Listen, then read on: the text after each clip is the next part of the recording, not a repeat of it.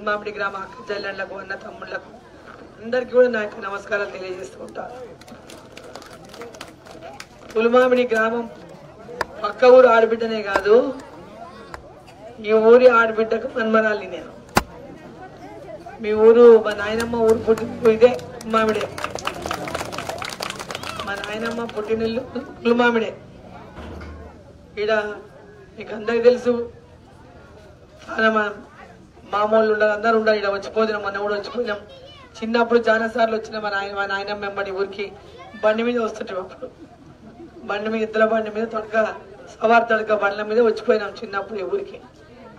ఎప్పుడు గుర్తు చేసుకుంటుంటా నేను. బిజ్జానంకి, పుల్మామిడికి, జట్లేరుకి, మరి మొక్కలకి, ఇవన్నీ కూడా బండ్ల మీద మా నాయనమ్మ వెంబడి ఈ ఊర్లకంతా వస్తుంటుంది. కాబట్టి మీ అందరూ కూడా ఈ ఊరు నా ఊరు లెక్క, ఇది కూడా నా ఊరు లెక్క. నేనందరూ కూడా మీ అందరూ కూడా నా యొక్క మీ అందరూ ఆడబిడ్డలకనే, నేను వేరే కాదు, మీ అందరూ ఆడబిడ్డలకనే. ఈ ప్రాంతంలోనే పుట్టి, ఈ ప్రాంతంలోనే పెరిగిన, ఈడనే చదువుకున్న, ఇక్కడనే తిరిగిలాడిన, పెళ్ళైనా కూడా పక్కనే పోయి గద్వాలకే పోయిన పెళ్లి. ఎక్కడనో హైదరాబాద్ పోలే, ఇంకా వేరే ఎక్కడ వేరే కరీంనగర్ వరంగల్ ఏలే. మన ఆయన ఈయన పక్కనే ఇచ్చిండు, మన పక్కనే గద్వాలకే ఇచ్చిండు నన్ను. సో గద్వాల కూడా అప్పుడు మన దీంట్లోనే ఉండే. తర్వాత వాళ్ళు కావాలని మన 2009లో జరిగిన డీలిమిటేషన్లో ఈ పార్లమెంట్లో లేకుండా కావాలని అవతలకి వేయించారు. అంటే నేను మా నాయన ఉత్తరం ఉండరాదని తీసి అవతలకి వేయించాను, నాగర్ కర్నూలుకి వేయించాను. సరే ఏమి వేయించినా ఈ ఊరు కూడా నా పుట్టినిల్లే, ఇదంతా నా పుట్టినూరు. నా ఈ ప్రాంతంలో మొత్తము ప్రతి దగ్గర కూడా నాకు కావాల్సిన బంధువులు ఉన్నారు, మాకంతా కూడా అభిమానించుతూ ఉన్నారు. మా నాయన చిట్టెం నర్సిరెడ్డి గారిని అభిమానించేటోళ్ళు అప్పటికి ఇప్పటికీ ఎప్పటికి కూడా మా నాయన అంటే అభిమానం ఉన్న వాళ్ళు ఈ ఊర్లో చాలా మంది ఉన్నారు. మరి ఈరోజు డీకే అరుణమ్మ పార్లమెంటుకు పోటీ చేస్తుంది. నరేంద్ర మోదీ గారి యొక్క ఆశీస్సులతోన ఇలా పార్లమెంటుకు నేను పోటీ చేస్తున్నా. పాలమూరుకి వెళ్ళి, మహబూబ్ నగర్ పార్లమెంట్కి వెళ్ళి పోయినసారి కూడా పోటీ చేసిన. పోయిన ఎన్నికల్లో 2019 కూడా పోటీ చేసిన బీజేపీ నుంచి. ఆ రోజు కూడా భారతీయ జనతా పార్టీ నన్ను అభ్యర్థిగా నిర్ణయించి ఆ రోజు కూడా పోటీలో పెట్టింది.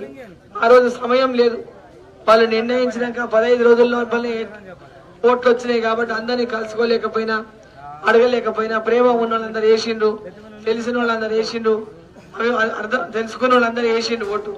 చాలా మందికి అరుణమ్మ నిలబడ్డ విషయం తెలియని వాళ్ళు చాలా మంది ఉండొచ్చు అప్పుడు. కానీ ఈసారి అందరూ కూడా అరుణమ్మని గెలిపియాలి. మన బిడ్డ, మన ఆడబిడ్డ. ఎక్కడో బయట వాళ్ళని ఎట్లా గెలిపిస్తాము? ప్రతిసారి మందినే గెలిపించినాము. ఈసారి పోయినసారి ఓడిపోయింది, ఈసారి మనం గెలిపించుకున్నాలా. మనము నరేంద్ర మోదీ ఇచ్చే ప్రతి పథకం కూడా మన అందరికీ కూడా అరుణమ్మ అందించే విధంగా మనం పని చేయించుకోవాలని ఏ ఊరికి పోయినా ప్రతి ఒక్కరు కూడా పెద్ద ఎత్తున మరి అభిమానిస్తున్నారు, స్వాగతిస్తున్నారు. అమ్మ ఈసారి మోదీకే అరుణమ్మ నువ్వు ఉండాలి, నువ్వు మాకు కూడా రేపు పొద్దున పని చేయాలి, నరేంద్ర మోదీ ఇచ్చిన పథకాల గురించి మాకంతా తెలియజేయాలి, మాకందరికీ నువ్వు అందించాలని ఏ ఊరికి పోయినా రైతులు గాని, మహిళలు గాని, యువకులు గాని ప్రతి ఒక్కరు కూడా ఈ యొక్క ఓటు నరేంద్ర మోదీకి అని చెప్పి చెప్తున్నారు. ఈ ఓటు పెద్ద ఓటు. మొన్న మీరు వేసిన ఓటు ఇలా మన రాష్ట్రంలో ఎవరు ఉండాలో నిర్ణయించినటువంటి ఓటు. మొన్న వేసి మీరు 6 గ్యారెంటీలని మాట చెప్తే కాంగ్రెస్ పార్టీకి ఓటేసింది, అవునా లేదా? 6 గ్యారెంటీలు ఇస్తామని చెప్పినందుకు ఓట్లు వేసింది చాలా మంది. ఏమిచ్చింది 6 గ్యారెంటీలు? కాంగ్రెస్ పార్టీ ఏం చెప్పింది? కాంగ్రెస్ పార్టీ అధికారంలోకి వచ్చిన ఎంబడే ప్రతి మహిళకు, ప్రతి గృహిణికి 2000 పెండ్లైన 18 ఏళ్లు దాటిన ప్రతి ఒక్కరికి కూడా 2500 రూపాయలు వాళ్ళ అకౌంట్లో ఇస్తామన్నారు. అది వేసిండ్రా అమ్మ అందరు అకౌంట్లలో? సౌండ్ వేసిండ్రా? ఎవరి అకౌంట్లో ఏదన్నా పైసలు వచ్చినాయా? మళ్ళీ ఇవాళ రైతు బంధు వచ్చిందా? గెలవగానే రైతు బంధు ఇస్తామన్నారు, ఇచ్చిండ్రా? మీరు 2 లక్షలు బ్యాంకులు అప్పులు తెచ్చుకోనండి, మేము రాగానే 2 లక్షలు ఇస్తా, రుణమాఫీ చేస్తాడు. రైతులకు రుణమాఫీ చేసిండా? 12,000 రైతు కూలీలకు ఇస్తాడు, ఇచ్చిండా? పెళ్లి చేసుకుంటే ఆడపిల్లకు 1,00,000 రూపాయలు తులం బంగారం అన్నారు, వచ్చిందా? 2000 పింఛన్ 4000 అన్నారు, చేసిండ్రా? కరెంటు ఫ్రీ అన్నారు, చేసిండ్రా? 500 రూపాయలకే సిలిండర్ అన్నారు, ఇచ్చిండ్రా? చదువుకున్న పిల్లల ఉద్యోగాలకు రానులకు ఉద్యోగాలు వచ్చేదాకా 4,000 ఇస్తామన్నారు, ఇచ్చిండ్రా? చదువుకునే పిల్లలకు డిగ్రీ చేస్తున్న పిల్లలకు కంప్యూటర్ కొనుక్కోనికే, ల్యాప్టాప్ కొనుక్కోనికే, ఐప్యాడ్ కొనుక్కోనికే 5 లక్షల రూపాయలు బ్యాంకులో క్రెడిట్ కార్డు ఇప్పిస్తామన్నారు, ఇచ్చిండ్రా? చదువుకునే డిగ్రీ పిల్లలకు, డిగ్రీ చేస్తున్న ఆడపిల్లలకు స్కూటీలు ఇప్పిస్తామని చెప్పిండ్రు, ఇచ్చిండ్రా? మళ్ళీ ఈరోజు మన ధాన్యం కొనేటప్పుడు ప్రతి ఒక్క క్వింటల్ కి 500 రూపాయల బోనస్ ఇస్తామన్నాడు. నరేంద్ర మోదీ ఇచ్చే పైసలు కాదు, మేము 500 ఎక్కిస్తామన్నారు, ఇచ్చినా? ధాన్యమే కొంటలేరు. ఈరోజు ధాన్యం కొనికి వీళ్ళ పైసలు లేవు. నరేంద్ర మోదీ ఇస్తేనే కొండమనేటట్టుగా ఉండరు వీళ్ళు. వీళ్ళు ఎంత కొంటే అంత నరేంద్ర మోదీ ఇస్తారు పైసలు బియ్యానికి. అది ముందు వీళ్ళు కొనాలి, కొని ఆయనకి ఇవ్వాలి, ఇంత కొన్నాము ఇంత అయిందని చూపిస్తే పైసలు ఇస్తారు. ఇప్పుడు అది కూడా సొంతం కొనే పైసలు లేదు తెలంగాణలో. కాబట్టి ఈరోజు నరేంద్ర మోదీ కూడా మనకి ఏం చేసిండు? మహిళలకు అందరికీ మరుగుదొడ్లు కట్టించినా లేదా? మహిళలకు ఫ్రీగా 5 కిలోల బియ్యం రేషన్ కార్డు ఇస్తున్నారు అందరికి. ఇంట్లో ఎంతమంది ఉంటే అంతమందికి, నలుగురు ఉంటే నలుగురికి, 5 మంది ఉంటే 5 మందికి ఒక్కొక్క కుటుంబంలో రేషన్ కార్డు మీద ఒక్కొక్కరికి 5 కిలోల బియ్యం వస్తున్నాయా? రేషన్ కార్డులు లేని వాళ్ళకి వస్తలేవు. మరి రేషన్ కార్డులు ఇప్పియాలి, వాళ్ళకి ఇప్పియాలి రేషన్ కార్డులు, రేషన్ కార్డులు ఇప్పియాలి. అదేవిధంగా ఈరోజు కరోనా వచ్చినప్పుడు ఫ్రీ టీకాలు వేసిండా? ఫ్రీ కరోనా టీకాలు వేసిందా నరేంద్ర మోదీ టీకాలు వేయించుకున్నారు అందరూ? మీ రైతుల అకౌంట్లలో మోదీ పైసలు పడుతున్నాయా?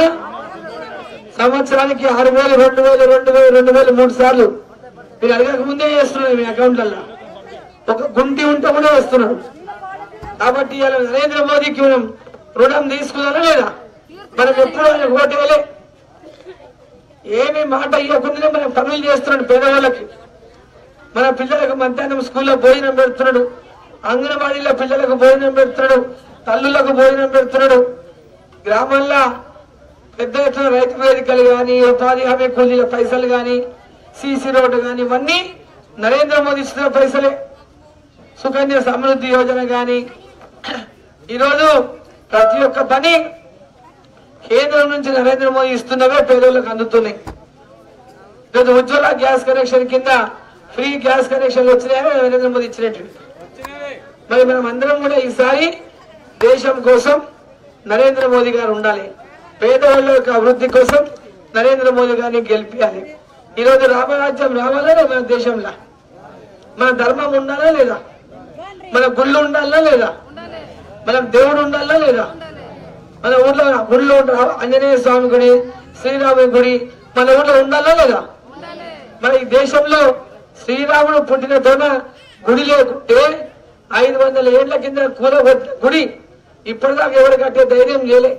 మరి అయోధ్య రాముని గుడి అయోధ్యలో కట్టించి ఈ దేశంలో రామరాజ్యాన్ని స్థాపించడం కోసం రాముని యొక్క విగ్రహాన్ని ప్రాణప్రతిష్ఠ చేసిన నరేంద్ర మోదీ గారికి మరి ఈరోజు ప్రతి ఇంటికి అక్షింతలు పంపించి శ్రీరాముని అయోధ్య రాముని యొక్క అక్షింతలు ప్రతి ఇంటికి వచ్చినాయా? ప్రతి ఇంటి మీద జై శ్రీరామ్ అని రాసుకున్నామా? ప్రతి ఇంటికి శ్రీరామ రక్ష ఈరోజు ఉందని చెప్పి నరేంద్ర మోదీ గారు చెప్పిందా? ప్రతి ఒక్క కుటుంబాన్ని ఆ శ్రీరాముడు రక్షించాలని నరేంద్ర మోదీ గారు ప్రతి ఇంటికి అక్షింతలు పంపిండు. ఈ దేశంలో రామరాజ్యం రావాలి, మన ధర్మం నిలబడాలి, మన ధర్మం 4 పాదాల పాడి దేశంలో నిలబెట్టుకున్నాలి. ఈరోజు నరేంద్ర మోదీ గారు ఈ దేశానికి ప్రధానమంత్రి అవడం మనకు అవసరం, ఈ దేశానికి అవసరం. మరి నరేంద్ర మోదీ గారిని దేశానికి ప్రధానమంత్రిని చేయడానికి రేపు మే 13న జరిగేటటువంటి ఎన్నికలు.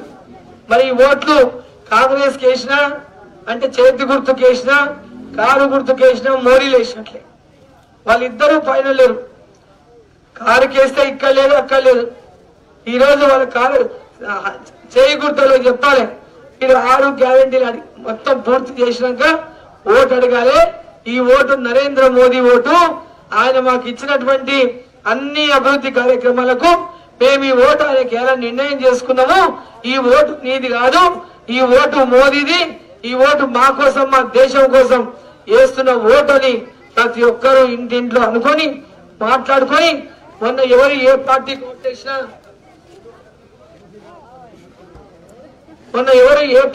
ఓటేసినా ఎవరెవరు ఏ పార్టీకి పనిచేసినా ఈ దేశం కోసం అందరూ కూడా ఏకమై ఈరోజు కమలం పువ్వు గుర్తు మీద ఓటేసి దేశంలో నరేంద్ర మోదీ కోసం మన పాలమూరులో మరి మీ అందరి ఆడబిడ్డ, మీ అందరి పాలమూరు బిడ్డ అయినటువంటి మీ అక్క చెల్లె అనుకుని మీ ఆడబిడ్డ అయిన అరుణమ్మను మరి మంచి మెజార్టీతో గెలిపించి ఈరోజు అరుణమ్మ గెలుస్తారని రేవంత్ రెడ్డి గాని నిలబెట్టినటువంటి క్యాండిడేట్ గాని నోటికి వచ్చినట్లా మాట్లాడి నోటికి వచ్చినట్లా ఆడపిల్లని మర్యాద కూడా లేకుండా ఎట్లంటే అట్లా మాట్లాడి భయపడించుకుంటూ చేస్తుంటే ఈ అరుణమ్మ భయపడే అరుణమ్మ కాదు.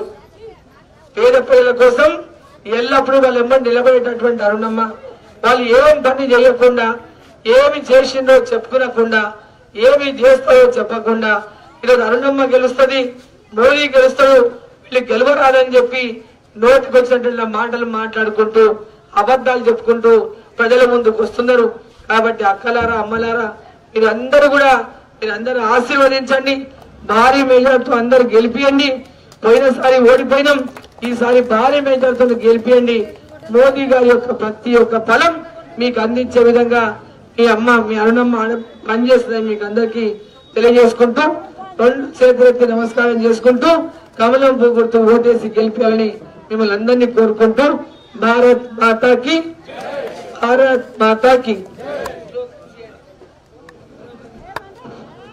जय बीजेपी। अब की बार फिर से एक बार